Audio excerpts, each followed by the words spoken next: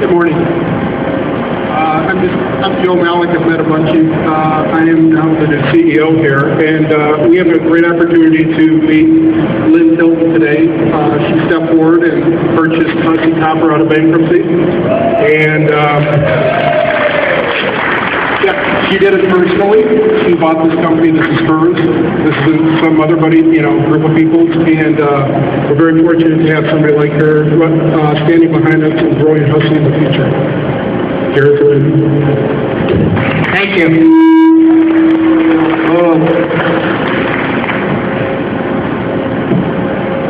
That's why I feel important if I stand tall.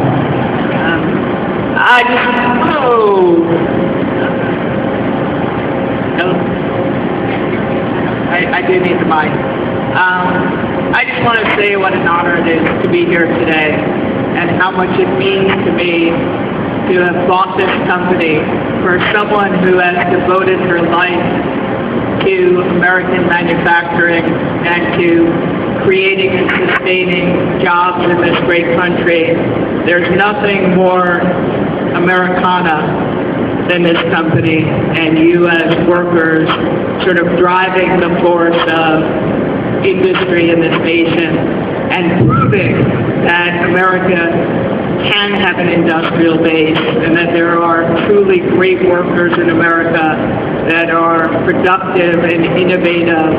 And it's so important to me that this company become an example of greatness in a country where so many of our business leaders and government officials believe that we no longer need to be manufacturing oriented and that the future is in service and in technology. And so it will be as a group together that we create one of those great success stories that prove all those people wrong.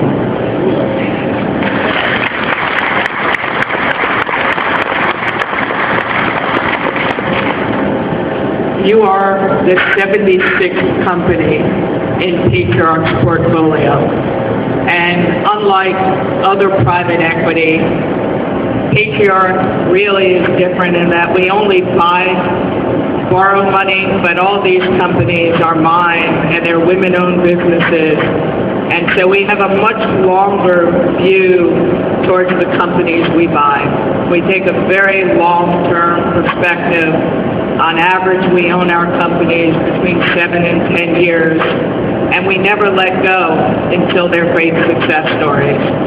And so we plan on Hussey being the first of what we hope many copper companies that we will build around you as the core of a large and great business going forward. But one of the things that we know is that we're only as good as our operating companies. Our success starts and ends with the underlying companies. None of it's done by, manipulating money or, pushing numbers across a page. That it all starts and ends with your success here. I think the other most important lesson I've learned over the last decade of this business is that companies really are only people. No matter what I do in terms of the companies I buy, no matter what I do in terms of providing the support of strategy and money, it all comes down to one thing. Where we have the right people and the right management teams, we're always successful, and where we don't, we always fail. And so when I say that we're in this together, you can't go it without me now, and I sure as hell can't go it without you. So we need to be one force. And that's really people standing shoulder to shoulder and moving in the same direction. And the thing that I fear most about life these days is how divided we are as a nation. Loyalty and love of country is so woefully missing today. We are divided. Everything you hear is negative, tearing us apart. Well, what I want here is something very different. I want to feel the loyalty flowing from the top to the bottom and the bottom to the top. I want to feel loyalty to our great nation, to this great company, to the community, and even as it flows down to church and family. We need to be a people standing shoulder to shoulder and creating that vibration and that resonance that truly is the greatest force of nature. So we have a lot of work to do. I don't want to lie to you. You know, my presence will not sprinkle fairy dust on your heads and in this company, and everything's going to be okay overnight. I'd like to think so. I'd be much more successful. And I do have fairy dust, but it doesn't always work.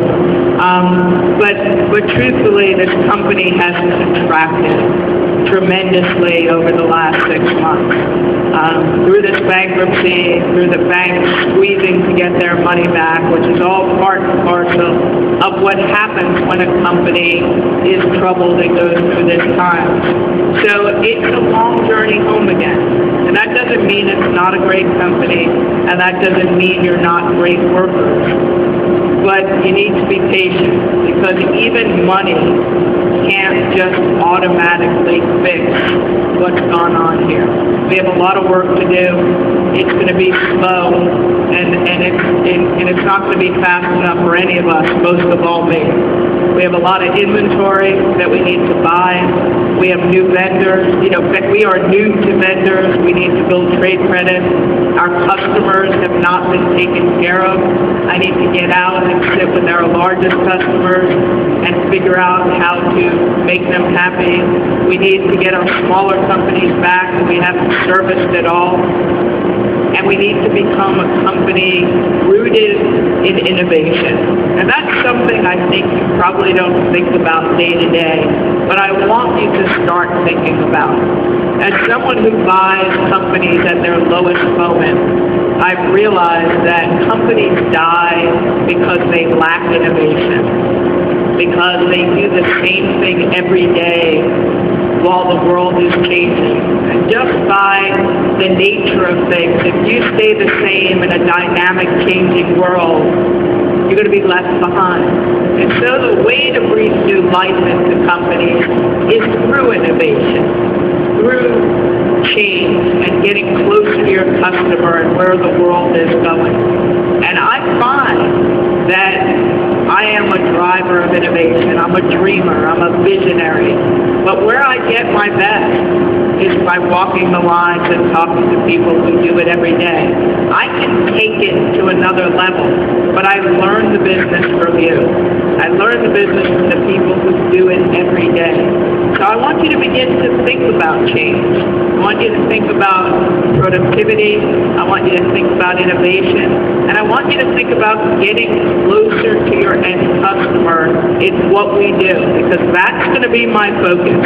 My focus is going to be taking out the people between us and our end customer in the basic product that we build as we continue to innovate and fabricate and take out the middleman so that we take that business and that margin. Because that's how we're going to grow, not just by putting more copper through the furnace, because we don't make much money on that. And the way we add more people, the way we increase wages, the way we do that is by being profitable as a company.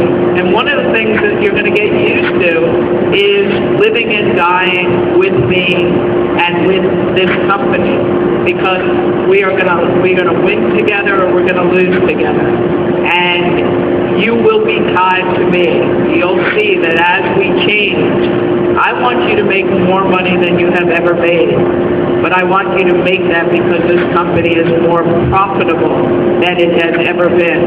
And as we begin to walk this path together, that is how we will be aligned. And it doesn't start day one, but I want you to know where we're going. And it's where I am with my other United Steelworkers Union up in New England. We are family, we are friends, but we also have to get to a place where we're on the same page, and sometimes we agree to disagree until we get there.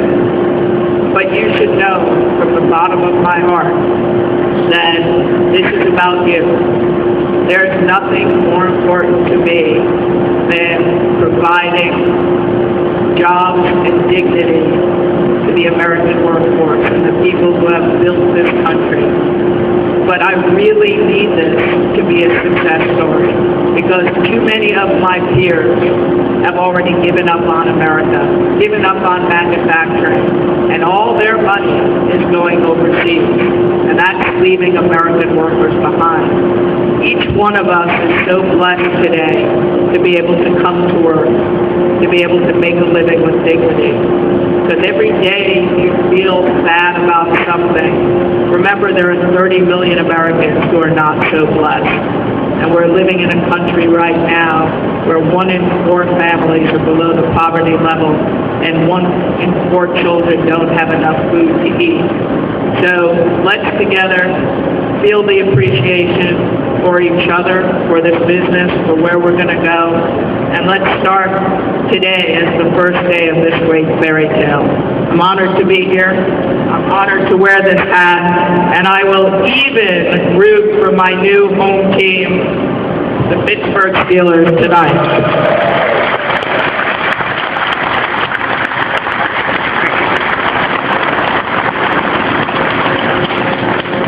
Given how bad the Giants were yesterday, I think I do need a new team. Welcome to my world.